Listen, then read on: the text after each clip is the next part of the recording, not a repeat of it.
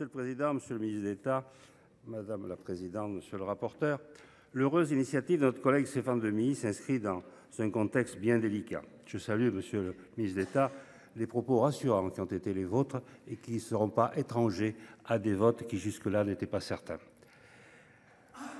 Au cours de l'année 2023, la presse s'est fait l'écho du refus des maires Robert Ménard à Béziers et Stéphane Wilmotte à Hautmont de procéder au mariage d'une Française avec un ressortissant algérien en situation irrégulière, de plus placé sous OQTF. En cas de refus, nous savons que de procéder à un mariage, le maire encourt 5 ans de prison, 75 000 € d'amende et une peine d'éligibilité. La sanction que rendra le TGI de Montpellier, même si elle s'avère être une peine de principe, n'en demeurerait pas moins une condamnation pénale difficile à admettre par les maires. La proposition de loi que nous examinons tente d'apporter une réponse juridique afin de ne pas laisser les maires démunis quand ils sont confrontés à ce type de situation. En l'état actuel du droit, la liberté de mariage et la régularité du séjour sont deux notions dissociées. La première n'est pas conditionnée par la seconde. La liberté de mariage peut être restreinte seulement par l'absence de consentement, la polygamie, la consanguinité et la minorité. La liberté matrimoniale constitue une liberté fondamentale à valeur constitutionnelle garantie au niveau européen par la DEDH, la Charte de l'Union européenne des droits fondamentaux et la Déclaration des droits de l'homme et du citoyen. Nous n'entendons pas remettre en cause ces principes, ça a été clairement défini. Cette proposition de loi vise seulement à remédier à l'impossibilité pour le maire de s'opposer à un mariage dont l'un des futurs époux est en situation irrégulière et de surcroît sous obligation de quitter le territoire national. Et qui en plus, comme à Béziers, a été condamné pour vol avec violence, ce qui aurait dû accélérer la mise en œuvre de l'OQTF, évitant ainsi à un maire de se retrouver devant la justice. Son article unique crée un nouvel article du Code civil qui stipulerait que le mariage ne peut être contracté par une personne séjournant de manière irrégulière sur le territoire national.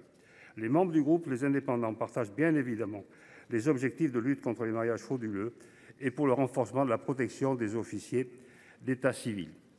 Les maires ne doivent pas se retrouver en première ligne, seuls, démunis sur ces sujets.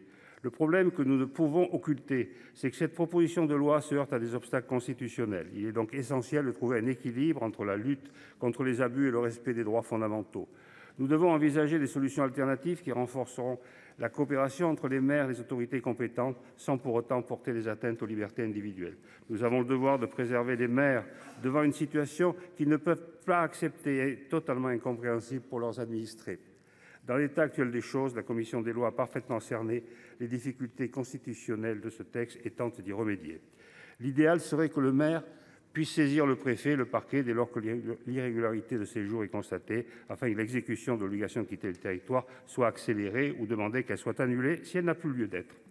Les membres du groupe Les Indépendants approuvent la motivation de cette proposition de loi, souhaitent que l'on aboutisse à une solution constitutionnellement irréprochable. Les amendements que nous allons examiner fonderont notre vote. Monsieur le président, vous me permettrez de rajouter quelque chose. Moi, de mon banc, je suis agacé, mais quand je vous dis agacé, le mot est faible, d'entendre que nous sommes complaisants avec le Rassemblement national et par définition que nous ouvrons la voie à Mme Le Pen. Alors Mme Le Pen, elle ne sera pas élue. Parce que quand il y aura les élections présidentielles, ça tombera à un moment, malheureusement, où la France aura autre chose à penser, parce que nous serons probablement dans une situation extrêmement confuse sur le plan mondial et européen. Et je voudrais enfin vous dire que je n'ai jamais imaginé de ma vie voir André Lajoigny, voir un autre président de groupe communiste à l'Assemblée nationale voter avec le Rassemblement national. Voilà. Et quand on vote les textes à l'Assemblée nationale avec le Rassemblement national et qu'on est communiste, il y a quand même un petit esprit de trahison. Et j'ai toujours de la sympathie pour les communistes parce que je n'ai jamais oublié ce qu'ils ont fait pendant la guerre.